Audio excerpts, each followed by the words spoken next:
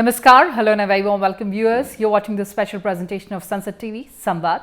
And joining us today is a very special guest, Minister of State in Prime Minister's Office, Public Grievances, Pensions and Personnel, Dr.Jitendra Singh. Sir, welcome to Sansad TV and thank you so much for joining us. Thank you, welcome. Now you have several other responsibilities, we know science and technology, earth sciences, atomic energy, space. But today my questions are limited to these portfolios, sir. Let's begin by talking about the Vigilance Week that India is celebrating. Now, corruption, we understand, not only deprives the citizens of their rights, but also hinders the progress of the country. Prime Minister has said that no one would be spared, whether institution or individual, if found indulged in corruption. Corruption-free India, how distant is that dream? No, I think right from the beginning, Prime Minister has made it very clear. And he has headed a government which follows a policy of zero tolerance towards corruption. And not only that, I think on the one hand, while the tolerance towards corrupt is zero, at the same time, those who are performing with integrity, honesty are also sought to be given a work-friendly environment. For example, it is this government, after 30 years, which brought in an amendment in the Prevention of Corruption Act, which was actually formulated in 1988 and never been revisited for the next 30 years. So, Prime Minister brought in an amendment and we have number of new provisions added which were required for the contemporary times. For example, now the bribe giver is also equally culpable, so that nobody would have the opportunity to fix up or harass an officer without substantial reasons. So, I think why on the one hand, Prime Minister has sought to introduce a new kind of a work culture in this country, which is a culture based on reaching out to those who actually require the government and at the same time not being intimidative. And I think that's precisely what is defined by maximum governance, minimum government. So, government is there to facilitate, but at the same time not to intimidate. So, it's been a very holistic kind of an approach. But why does the government has to say that the investigative agencies, they do not need to be defensive? No, I think that was a very wise counsel being given by the Prime Minister. That sometimes they tend to be defensive, not on account of government, putting them on the defensive, but maybe for their own reasons as well, because there's so many factors, the social factors as well, the civil society factors, because all of us actually are the children of the same society. So, for any reason for that matter, one need not be defensive or apologetic in proceeding against the corrupt. So that's, I think, precisely what the Honourable Prime Minister meant. Sir, let's talk about corruption. And when we're talking about corruption, we've seen opposition parties levelling all sorts of charges against the government, against the investigative agencies. They say that these investigative agencies are only unleashed on the opposition parties. How do you dispel that charge? No, I think when they say so, say so out of their own experience. Because for all these decades when they were in power, they were actually misusing this agency, whether it be the CBI, the NI. How can we forget that it was during the UPA rule that the court came out with that observation that it was a parrot in cage. It was not for NDA, it was for them. So, the highest court in the country, the highest court in the land, Supreme Court, described the CBI under UPA as parrot in the cage. And maybe because they were trying to, fiddle with the independence of all these agencies, and they are now saying that since we are there, we might also be doing the same. But possibly it's difficult for them to understand that the work culture, the ethics under Prime Minister Modi are entirely different. We do not interfere in the working of the independent constitutional institutions, whether that be the CBI or the NIA or the Election Commission of India. But sir, we've seen that several opposition-ruled states have withdrawn the general consent for the CBI. Going ahead, do you plan to resolve this in order to fortify cooperative federalism in the country? Yeah, but before responding to that, I think that also is something which should invite a comparison with how the BJP has been conducting. We have followed the highest values and the ethics of the spirit of constitution. Like for example, when most of the states have withdrawn the general consent given to CBI, that is because they do not wish to expose themselves or offer themselves to any kind of a CBI scrutiny. But just look at it in contrast with what happened in Gujarat when Mr. Modi was the Chief Minister. There was a very stringent CBI interrogation happening at that time for a long period of time, And the Prime Minister was actually very cooperatively offering himself for interrogation for hours together. And one of his cabinet colleagues, his Home Minister, was put behind the bars. Now, if these chief ministers can withdraw the general consent, don't you think Chief Minister Modi could have also done the same?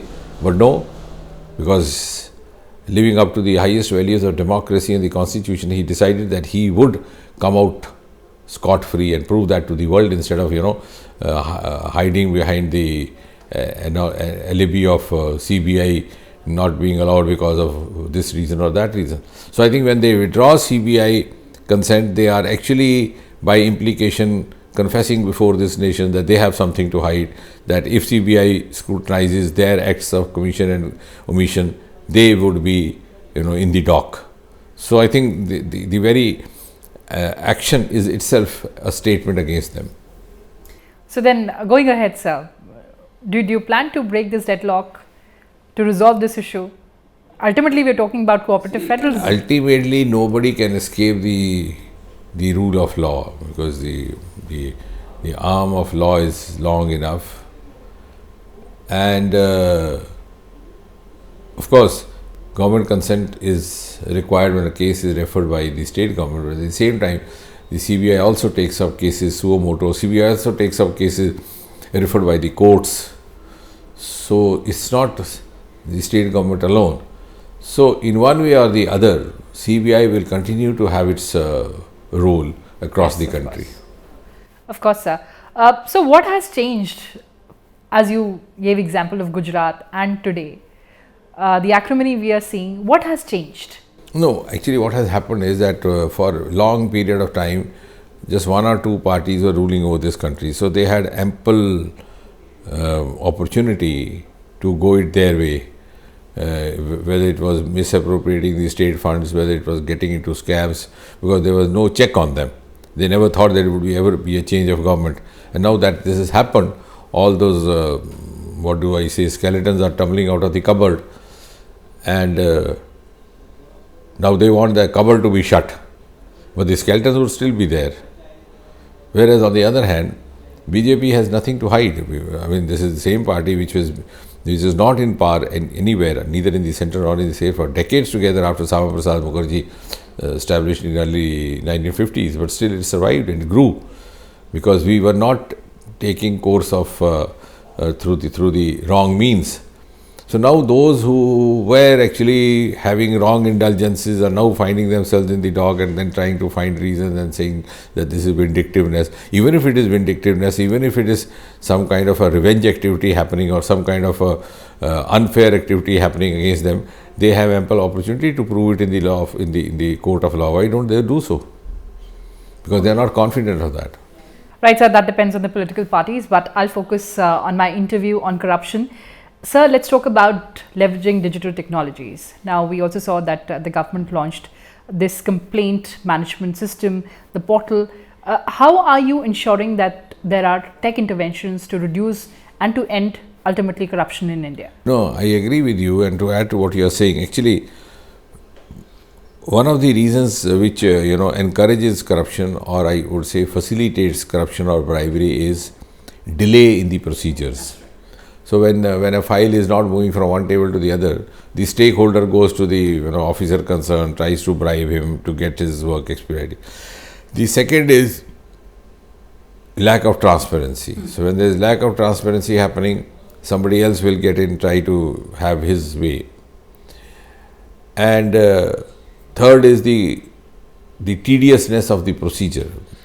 If you have 10 NOCs to be obtained before file is moved from one office to the other, then people tend to find shortcuts, and the shortcuts, the middlemen come in. So technology, and particularly now that we have artificial intelligence coming over in a big way, can take care of all these things. We have technological means to do that, and gradually I'm sure we'll adopt them more and more. Something that we also saw in the pensions ecosystem, this integrated pension system and also digital life certificates that you launched, the campaign that you launched. So how is that going to change the entire ecosystem? No, I think we in the Department of Personnel are actually very technology savvy, we are sometimes half a step ahead of others. Now, for example, you rightly mentioned pension. When I came into this department, I discovered that every pensioner had to present himself before a doctor once in a year at least to prove that he was alive. Yes. So I thought this was not fair, it's quite inhuman, having a death certificate is okay, but having a life certificate that you're living is quite unfair to the individual. So why not use technology? So we had biometry, we introduced that. That is called digital Praman Patra. But then very recently, it's about 8-10 months back, it came to my observation that I was pointed out that at a certain age, maybe beyond 75-80, the fingerprints also undergo some kind of a change. So the biometry may not be as reliable. So I think we were among the first in Government of India to introduce what is known as face recognition technology. So an elderly person looks at his mobile, which has an app which is linked with the Aadhaar card. So he looks into the camera of his mobile, his face gets photographed. Instantly, within a second, the identification or the verification of his being around gets testified. Right, sir. So likewise, we have used a couple of new technologies. Right, sir. And talking about redressal, RTI, of course, is a very, very important tool there. Now, from several quarters, we keep hearing that perhaps RTI needs the rules, they need to be modified to make it more effective, and to ensure that it's not misused. Going ahead, will we see something of that sort? No, I think RTI is already quite effective, but of course, what we need to understand, and also the RTI activists, that most of the information, at least in Government of India today, is in public domain.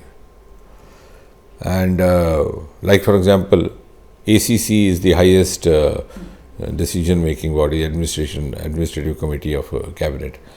Most of the decisions of the ACC, even before they reach the concerned officer, they are uploaded on the DOPT website. And many of the officers actually do not even wait for the official intimation to arrive. They check it from the website. So prompt are we in sharing all the information. So if that be the case, I think there is hardly anything to find more about, hardly more information to find about. So RTI, for the sake of RTI, is something that we try to sometimes, counsel not to happen.